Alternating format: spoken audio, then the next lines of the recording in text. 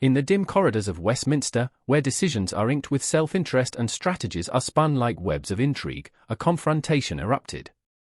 A clash not merely between two politicians, but a war of words carrying the fate of millions. Nigel Farage, the man who has long branded himself as the voice of the people, suddenly stands accused of racism by the most powerful figure in the country, Prime Minister Keir Starmer. But was Starmer's accusation a simple political judgment, or a calculated strike designed to demonize a dangerous rival who could alter the entire trajectory of Britain's future?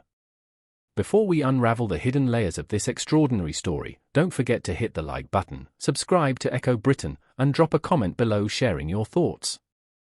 We read every opinion, and the most intriguing comments will be featured in our next video.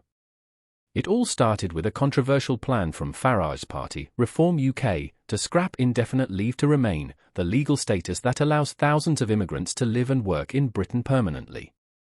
The moment this proposal surfaced, it ignited a storm. Supporters hailed it as a protective measure to shield Britain's economy and stop what they describe as abuse of the immigration system.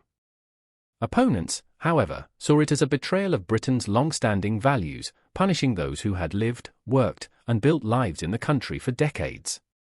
Into this storm stepped Keir Starmer. The Prime Minister, eager to establish himself as a leader of law and order, chose words that cut like a blade. He branded Farage's policies as racist. One word. Enough to set Westminster ablaze. Nigel Farage, ever the political brawler, did not retreat. With his trademark defiance, he accused Starmer of endangering not just him but the very people who support Reform UK. In a fiery rebuttal, Farage claimed that labelling his movement racist was not simply an attack on him, it was an insult aimed at millions of ordinary Britons who believe in his message. He went further, warning that such rhetoric could incite left-wing extremists to target his party members and grassroots supporters, escalating tensions in the streets.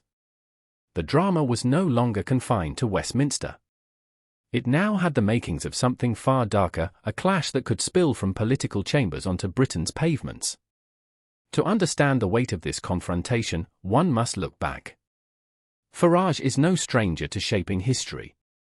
He was the agitator who steered Britain towards Brexit, the outsider who turned frustration into a movement. Now, with Reform UK, he is attempting to replay that game, fueling public anger against the elites and positioning himself as the saviour of Britain's future. Starmer, meanwhile, is walking a delicate line. A man once seen as a legal technocrat, he now tries to project strength and authority. For him, calling Farage's policies racist was not just about policy, it was about sending a signal: Britain will not be handed over to the politics of fear. As the days rolled on, the divide only deepened.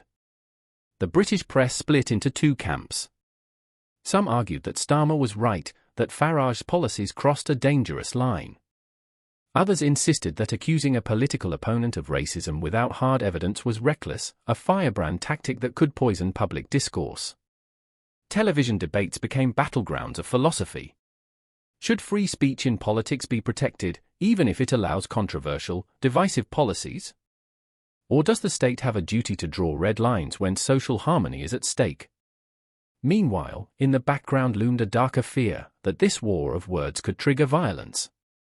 Farage himself warned of such a possibility, claiming that Starmer's words could be interpreted as a green light for leftist groups to target his supporters. But let us pause and ask, what is the truth? Is scrapping indefinite leave to remain truly racist?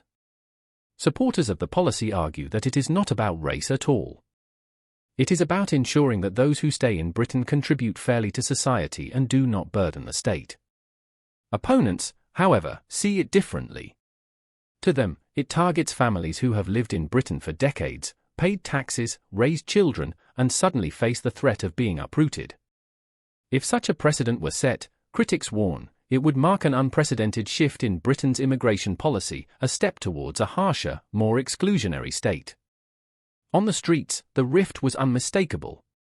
For some, Farage remains the fearless voice who says what others dare not.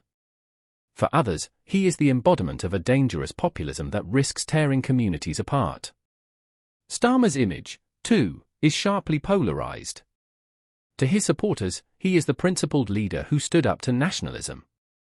To his detractors, he is a career politician wielding inflammatory words to shore up his own authority. The line between statesmanship and provocation grows ever thinner. This is not just a quarrel over immigration law. It is a symbolic battle for Britain's soul. Will the nation remain a tolerant country, built on diversity and inclusion? Or will it morph into a fortress of nationalism, where belonging is narrowly defined?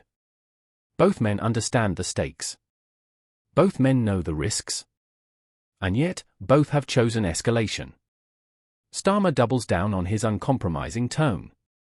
Farage counters with even stronger accusations.